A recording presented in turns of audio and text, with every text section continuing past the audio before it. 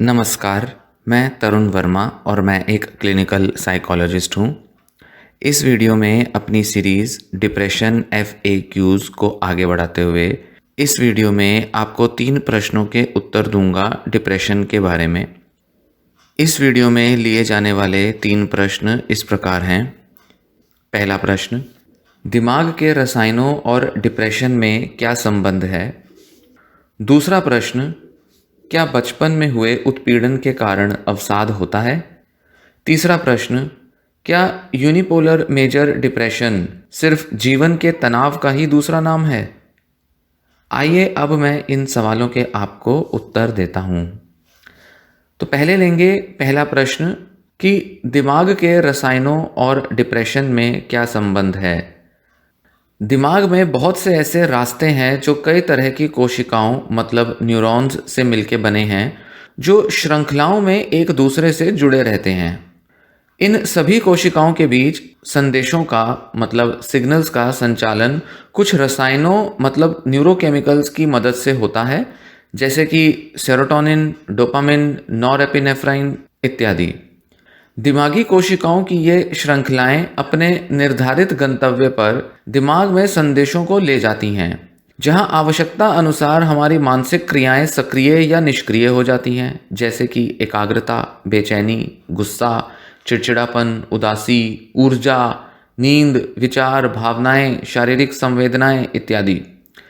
अगर इन श्रृंखलाओं में पाई जाने वाली कोशिकाओं को डिप्रेशन से नुकसान होता है तो यह रास्ता बाधित होता है और जो संदेश है वो अपने गंतव्य पर कभी नहीं पहुंच पाता, जिससे कि आपके मन, विचारों, भावनाओं और शारीरिक प्रतिक्रियाओं में हानि होती है और आप संतुलित रूप से कार्य नहीं कर पाते।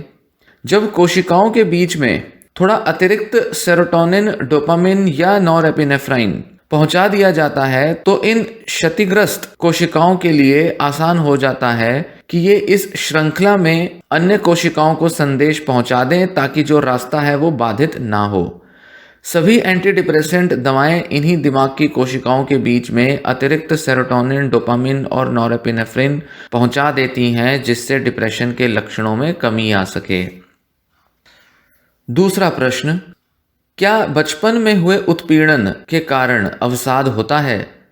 जिन बच्चों में डिप्रेशन के जीन्स होते हैं वे खास तौर से किसी भी प्रकार के अनादर, उपेक्षा, कमी, कुपोषण या मानसिक प्रताड़ना के प्रति ज़्यादा संवेदनशील होते हैं, विशेष रूप से उस बाल्यावस्था में जब उनका मस्तिष्क विकसित हो रहा होता है।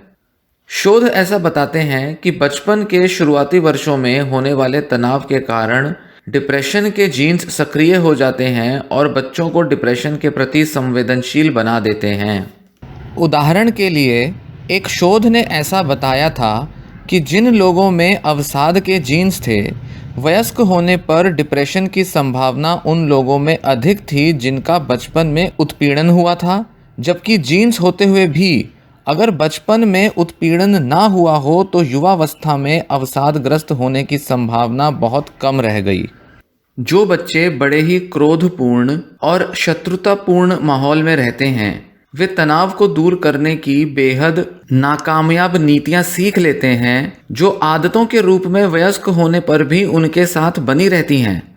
उदाहरण के लिए कुछ ऐसी नीतियां बच्चे अक्सर अपनाते हैं, जैसे अपनी समस्याओं के अस्तित्व को नकारना, जिम्मेदारियों से दूर भागना, लोगों से कट जाना या खुद को अकेला कर देना।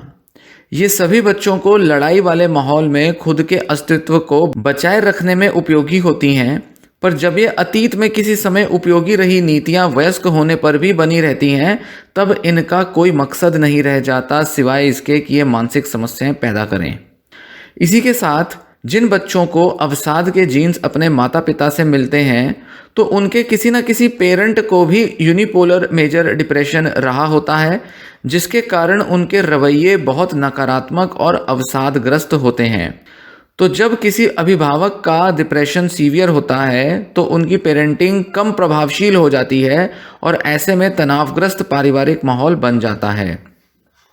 तीसरा प्रश्न, क्या यूनिपोलर मेजर डिप्रेशन सिर्फ जीवन के तनाव का ही दूसरा नाम है? बिल्कुल भी नहीं। जीवन की तनावपूर्ण घटनाओं से डिप्रेशन को बढ़ावा तो मिलता है, पर डिप्रेशन केवल तनाव की अवस्था नहीं होता। अधिकतर लोगों को डिप्रेशन नहीं होता जिनका बचपन में उत्पीड़न हुआ हो और जिन्हें युवावस्था में या वयस्क होने पर बेहद दर्दनाक अनुभव हुए हों।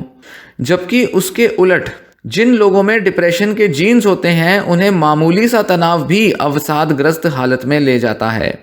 इसलिए यह कहा जा सकता है कि भले ही तनाव से डिप्रेशन को चिंगारी मिलती हो जो उसको भयानक रूप दे सकता है, पर डिप्रेशन केवल एक तनाव की प्रतिक्रिया से कहीं अधिक एक मानसिक और शारीरिक हालत होती है। इस वीडियो में दिए 3 प्रश्नों के उत्तर उम्मीद है आपको संतुष्ट करेंगे और इन्हें जानकर आपको अपने डिप्रेशन को समझने में मदद मिली होगी। यह वीडियो पसंद आए तो वीडियो को लाइक करें और साथ ही वीडियो शेयर कर दें। चैनल भी सब्सक्राइब कर लें। यह वीडियो यहीं समाप्त होती है। धन्यवाद।